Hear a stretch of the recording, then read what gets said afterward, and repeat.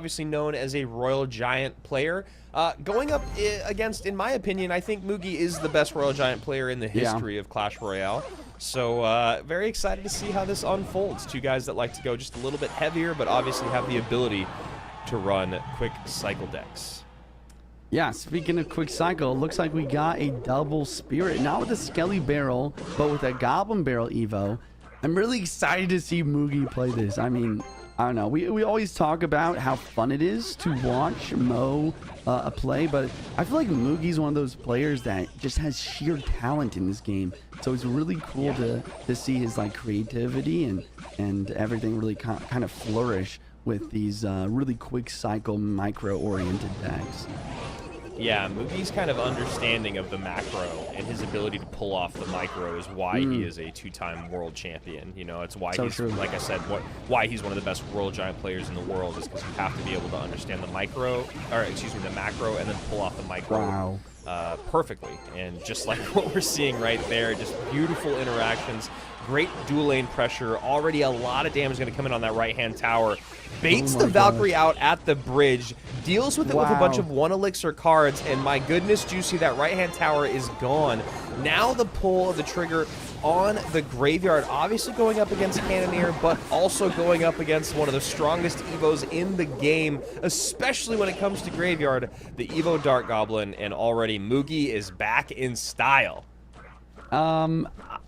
I cannot believe I'm saying this, but we are seeing a triple spirit deck in Clash Royale League. And not only that, but it is dominating. Triple spirit, Evo Dark Goblin cycle before double elixir hits. And like you said, great defense after being like super aggressive. I think that's why I would say that Evo Dark Goblin is the best Evo in Clash Royale. It just seems like you can always overextend whenever it's in cycle because it's always got your back on defense. Yeah, defense, and then also when it's like coming across the bridge as an offensive support card, and you know you're trying to stop it with swarm units, but it's already got the poison down, and then you're just wasting elixir, but you're feeling desperate. It's really a unique and great card, and these barrels are also just so clean. Inside there, completely misses with the spears, then gets the prediction log on top of him. Evo Dark Goblin back in cycle, cannon in the back, and this is one of those games, if you're Sandbox, and I really love that he's just playing through it right now.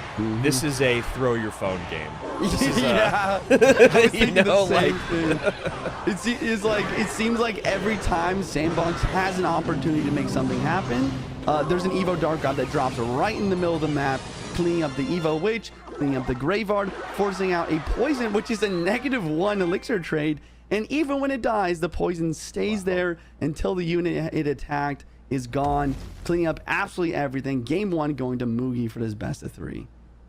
I mean, obviously that matchup was atrocious for Sandbox. I am curious, like, you know, you talk about only having 3 spirits is basically your, I mean, the cannon, right? The cannon's the ground tank. That's the tank on the ground for Mugi. So is there an actual way to get like an Evo Valk plus a Witch plus a Graveyard down? And I think the only way you're able to do that is if the person playing that deck stops playing, because that's the whole point of decks like that, right? You have to create tons of pressure. That's all it's about, Juicy, because if you don't create the pressure, then your opponent will create a push that you can't stop. And I think that's what a lot of people, you know, that, you know, even just watching you play with only 2 spirits, so much of that deck excelling is obviously the perfect micro, but the relentless pressure that is pulling out elixir and pulling out the cards that your opponent wants on offense, but then waste them defensively. Yeah, honestly, I really want to try that deck after watching Mugi play it. I feel like it's going to be one of those things where it's like, oh my gosh, he made it look so easy, and I try and then just lose immediately every time. But I don't know. The triple spirit, the Evo Dark Gob, no tank, just to quickly cycle even more to more Evo barrels, more Evo Dark Gobs.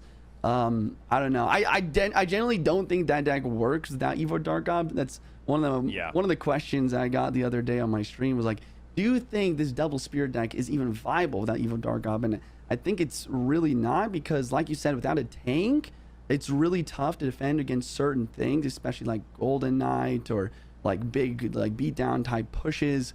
But the Evo Dark Gob seems to really like almost act as not a tank, but like getting it down, getting the poison, and just using the spirits to distract and wait for that poison to wipe out everything. It's just such a wild combo that seems like it shouldn't work, but does. Yeah, and like, you know, got to give credit where it's due, is those interactions were just so perfect throughout that, you know, you mess up a couple interactions with those 1 elixir spirits and you're just completely overwhelmed. At least if you're, you know, a player like me, someone like you, someone like Mugi, Sandbox, they can all get away with it. And this deck on the bottom of the screen actually looks like the deck that I was talking about that Sandbox was running, so I'm curious to see if it will be that triple spell deck with Giant and Mega Minion, but it does have all the pieces so far, so I wonder if Mugi was watching what Sandbox was running and just copied this deck. That would be legendary. I like Giant decks like this a lot. It'll be interesting to see if he can really compete with this Evo Inferno Dragon, Evo Mega Knight, though. I think those are 2 cards that could shut everything down pretty well. Fireball dropping down. Interesting. Feels like the Ram Rider connects and the Inferno Dragon's still a threat, forcing out the zap. I like the zap there, but yeah, he doesn't have enough elixir for the Evo Mega Knight right now, so he is going to defend with the Golden Knight, the dash, the ghost, and the guards. Those guards are also going to be very difficult for Mugi to break through, but he's already done it. He's already got quite a bit of damage in single. We'll see if he can hold on to that as we're 33 seconds away from the double.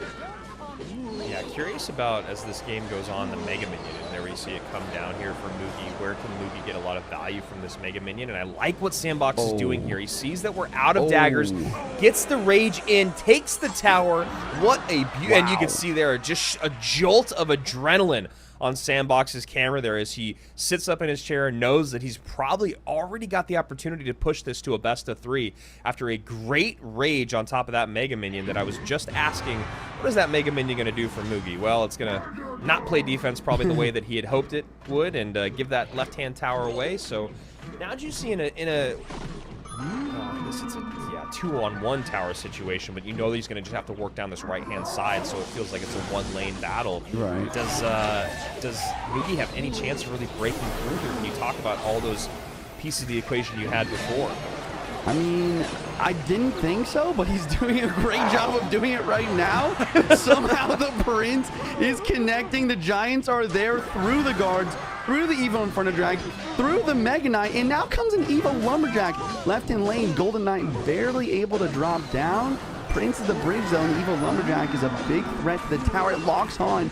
Meanwhile, the Giants cooking the King Tower too, and Mugi continues to apply the pressure. Just the ultimate caster curse, like literally asking you a rhetorical question about how he's going to defend. Straight up and rhetorical. then Mugi just steals it. Sandbox head in his hands. My question was answered for me by Mugi in the middle of that push, and Mugi with the first sweep of the day, and that is why he is a 2-time world champion. Juicy, what went wrong for Sandbox there? It felt like it felt like they both were starting at 10 with a 1-lane game. Oh no, excuse me. That's both games.